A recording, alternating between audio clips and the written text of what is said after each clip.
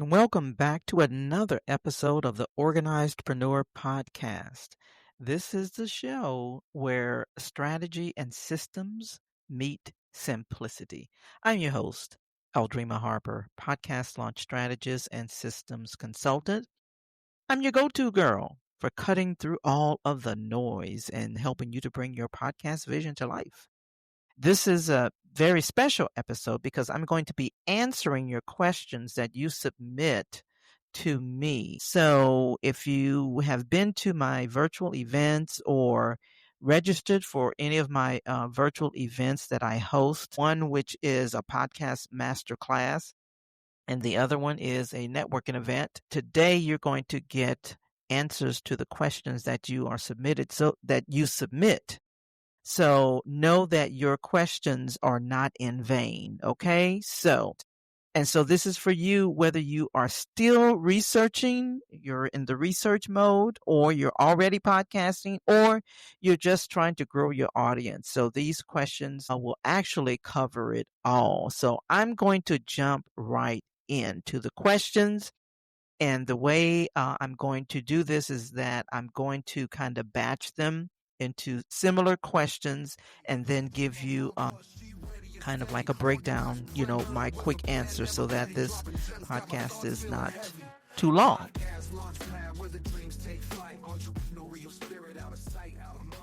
Okay. All right. Let's jump in. So many of you ask the questions, how do I get started? What's the best equipment to get started? What platforms and formats should I use as a beginner? One is, I'm not sure if podcasting is for me. I just want to learn more. Okay. So this is for you, those of you who submitted those questions. So let me just break this down really, really simple so this podcast is not too long. Okay. So to start out, you really need to have a mission or your why, your message, and a plan. Okay. That's how I coach my clients to when they're launching their podcast. You need to know your message, have a mission, and a plan. Now, from a practical standpoint, you need to have a decent microphone. Now, you may not start out with this microphone, but because you can actually start out with earbuds. But recommending a microphone, I started out with a Yeti, and now I'm using a Zeal Sound microphone. Both are beginner friendly, USB compatible, and under $100. Okay. So, and then next, use platforms like Spotify for podcasters. And I believe that you can, I think it's called creators.spotify for podcasters. But nevertheless, Spotify is where you start. You want to use Spotify for podcasters, Riverside for recording, editing, and all the other things. Keep your format simple. If you're doing solo episodes or interviews with structured questions, that works great as well. And so this is for those of you who are just starting out. Now, if you're just exploring, that's okay too. And I would just say stay curious and go listen to some of the shows you admire and just take the small steps. Okay. So that answers those questions. How do I get started? What's the best starter equipment? What platforms and format are best for beginners? And for those of you who put in the questions, I just want to know more. I'm not sure if it's, podcasting is for me. Okay. All right. Number 2, growing your audience. And this was a big one because growing your audience, is huge. And it's a question that I get all the time because that's what people are interested in. It's like, why would I even start a podcast if I can't grow my audience, especially if it's tied to your business, right? So here were the questions. How do I get more listeners? How do I build a community? How do I grow if my podcast isn't super niched? And how do I get noticed in such a saturated market? And such great questions. Okay. So this is all about growing your audience and getting noticed. So here's the truth. The market feels saturated. And I talk about that on either an upcoming episode or maybe some previous episodes. But The market feels saturated, but there's still huge opportunity, especially for women and service-based entrepreneurs.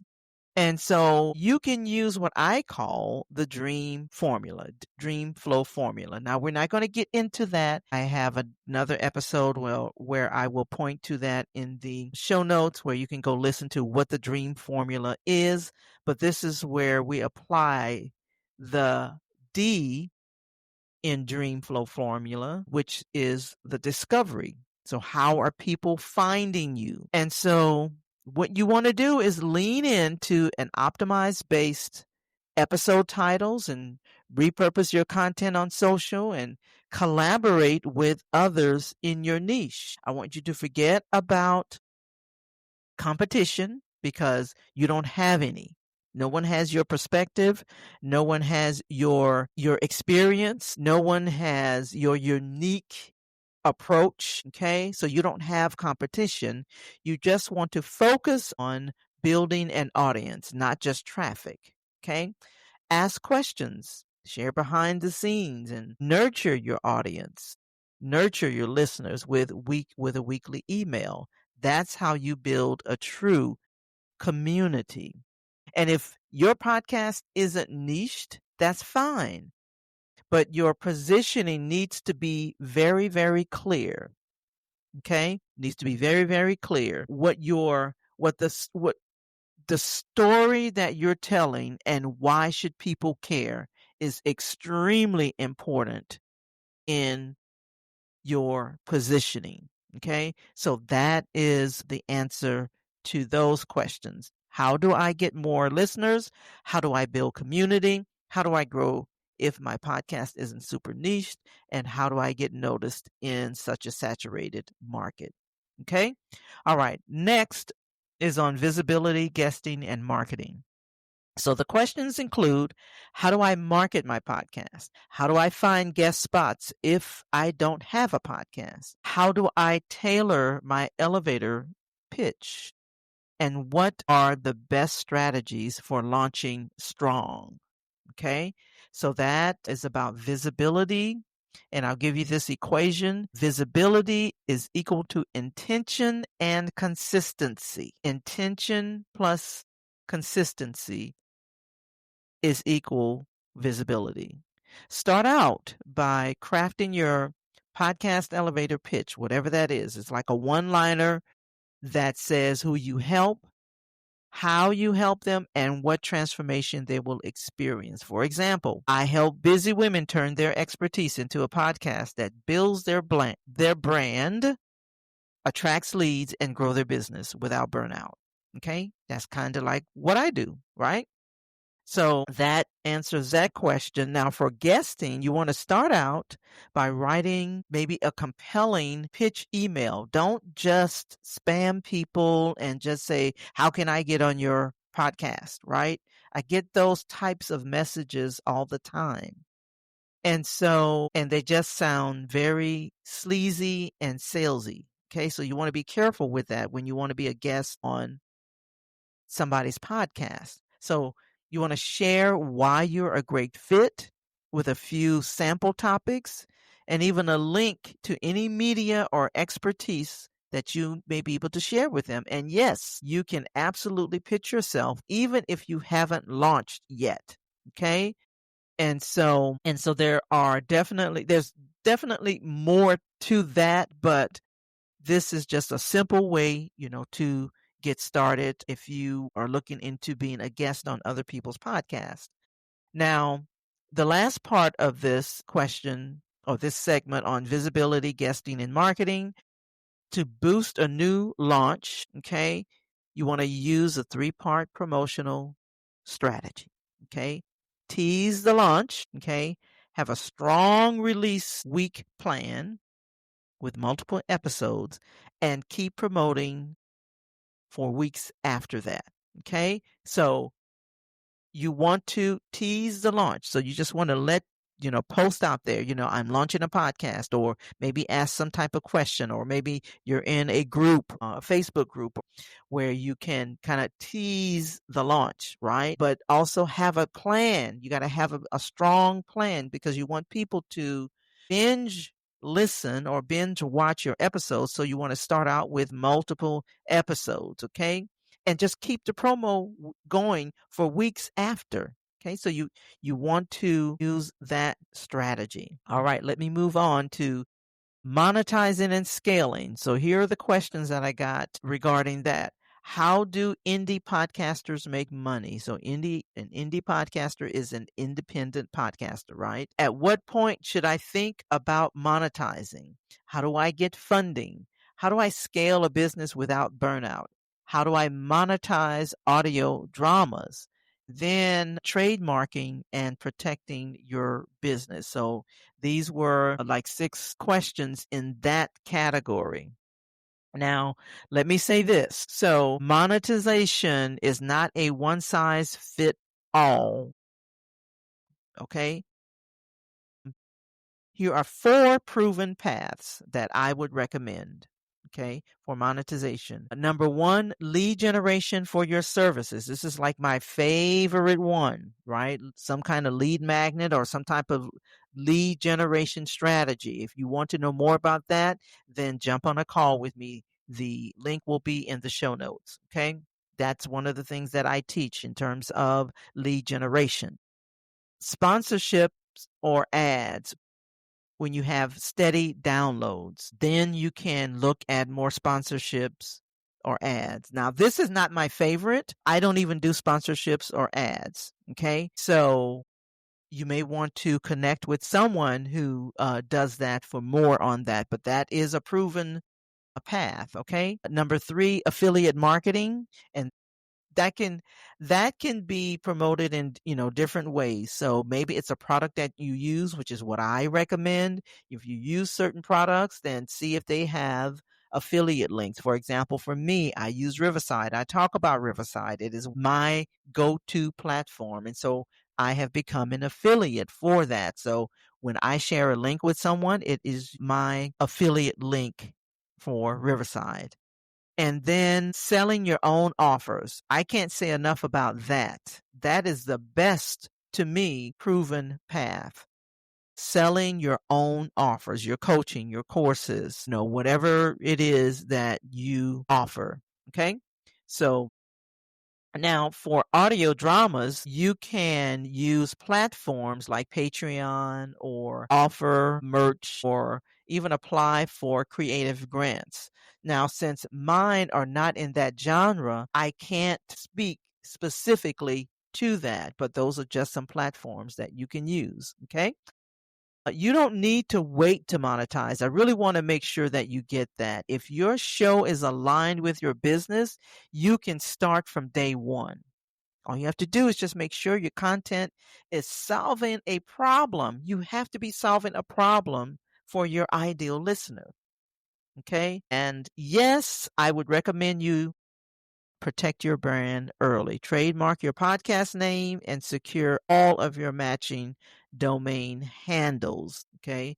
All you have to do is just go to the do a search for, how to trademark. Okay. All right. Next. So let me see. So that answers those questions on monetizing and scaling. Next question. How powerful is a woman's voice in podcasting? Well, let me just say this loud and clear. It is incredibly powerful. Okay. Women are reshaping industries, opening up conversations, and creating safe spaces through podcasting. Okay. This industry needs your voice. The podcasting industry needs your voice. It needs your leadership. It needs your story. And exactly as you are. So that's how powerful a woman's voice is, reshaping industries, opening up conversations, and creating safe places for women through podcasting. The other question was, what is the biggest challenge I have faced? So they asked me, my biggest challenge. So I will say for me, it was launching my first podcast without clarity. And then, if you've heard my story, I launched my first podcast and then I quit after 12 episodes. Why? Because I didn't have clarity. I didn't really have a system and I did not have a strategy. Okay. But I used that experience to build my framework. And now I help you who are listening to avoid those same mistakes. So hopefully that answers your question. All right, next segment, which is the last one. And so some of you who are producers and strategists or in adjacent industries were asking, where do where do podcasters need the most help? I would say from my experience, new podcasters need help and support in clarity, who they're talking to and why. Secondly, new podcasters need simplifying tech and workflow. And then lastly, staying consistent without burning out. Okay. And if you are a producer or a coach, that's where you can serve.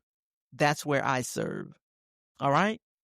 So I hope this was helpful. The thing that I plan on doing is I plan on doing this once a month. That's when I gather all of the questions and then answer all of those questions in an episode. So starting, this is the first one that I've done, and so I really like this flow and this format.